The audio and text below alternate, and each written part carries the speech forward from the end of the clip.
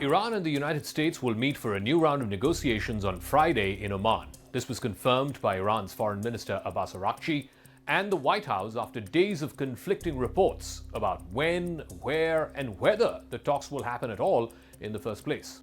Araqchi and his team were expected to hold a face-to-face meeting with Steve Witkoff, President Donald Trump's special envoy, and Jared Kushner, the president's son-in-law. Oman's foreign minister, who is the host, is also expected to be present. The White House on Wednesday confirmed that the meeting would take place in Oman with Witkoff and Kushner, along with Abbas Araqchi, the Iranian foreign minister.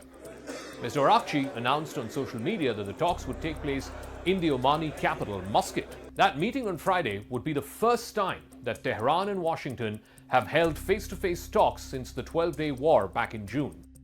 That war culminated in American B-2 fighter jets bombing and severely damaging 3 of Iran's main nuclear facilities. Although the two sides have not met since June, Araqchi and Witkoff have been in direct contact by text messages, according to both Iranian as well as American officials. On Iran, are the negotiations still happening this week? Yeah. Where will they be? And what do you need to hear from Iran? They're all over. But they are negotiating. They'd like to do something, and we'll see if something is going to be done. They had a chance to do something a while ago, and it didn't work out, and we did Midnight Hammer. I don't think they want that happening again, but they would like to negotiate. We are negotiating with them right now, yes. For the past week, regional countries have been mediating between Iran and the United States to avert a war. They've been telling both sides that another conflict could spread and it could destabilize the entire Middle East.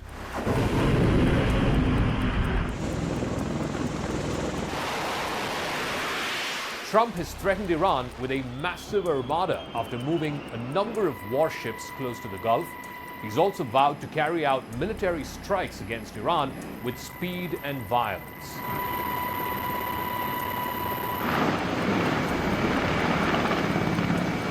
America's demands include Iran has to freeze its nuclear program, it has to discard its stockpile of enriched uranium, it has to reduce the range of its ballistic missiles and stop arming and funding terrorist proxies in the region. Iran has said that caving in to Trump's demands would amount to surrender, and it has threatened to respond forcefully to any American attack by targeting American military bases in the region. The threat of military strikes came up after a nationwide uprising in Iran back in January, with protesters demanding the end of the Islamic rule of Ayatollah Ali Khamenei. Iran crushed the protests with lethal force. According to human rights activists, the news agency that's based in Washington, at least 6,000 people were killed by the Iranian regime. بعد از شکست در این توطئه اخیر حالا اونها هستن که مجدد حرف از دیپلماسی میزنن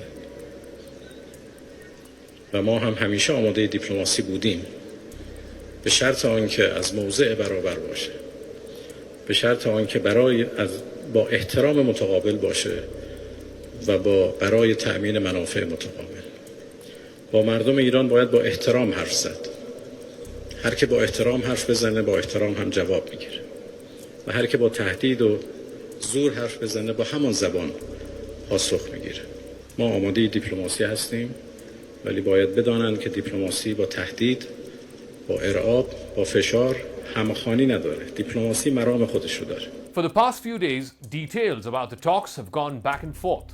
Talks were first scheduled to be held Friday in the Turkish city of Istanbul, given Turkey's role as a mediator. Foreign ministers from regional Arab countries including Egypt, Qatar, Saudi Arabia and Turkey were also invited to participate in these talks, but Iran blinked.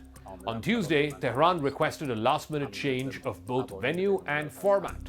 It asked that the meeting be held in Oman and also to limit the participation just to Iranian and American representatives only. Iran's senior leadership was concerned that a meeting with wider participation might make it seem that Trump was putting on a show and that Iran was being cornered into negotiating with the entire region, not just with Washington. U.S. Secretary of State Marco Rubio confirmed that Iran had asked for a change of the meeting venue and the format. He also said that in order the talks to be meaningful, discussions would have to include both Iran's nuclear program, its range of ballistic missiles, and also its support for regional terror proxies. We thought we had an established forum that had been agreed to. In Turkey, it was put together by a number of partners who wanted to attend and be a part of it. I saw conflicting reports yesterday from the Iranian side saying that they had not agreed to that. At the end of the day, the United States is prepared to engage and has always been prepared to engage with Iran. As far as the topic of those discussions and what the agenda needs to be, look, I think in order for talks to actually lead to something meaningful, they will have to include certain things.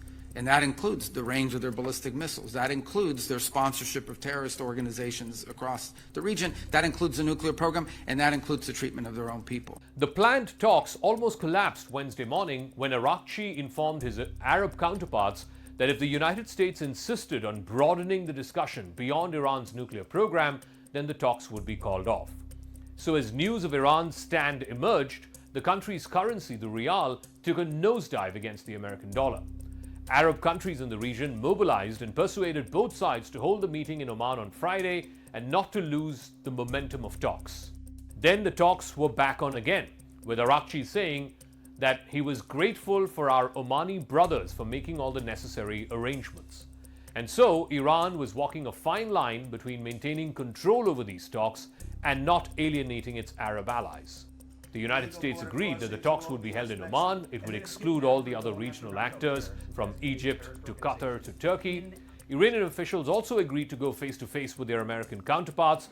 Both sides have agreed to focus on the nuclear program, but also to discuss missiles and terror groups, and the goal is to come up with a framework of a deal within the next few days.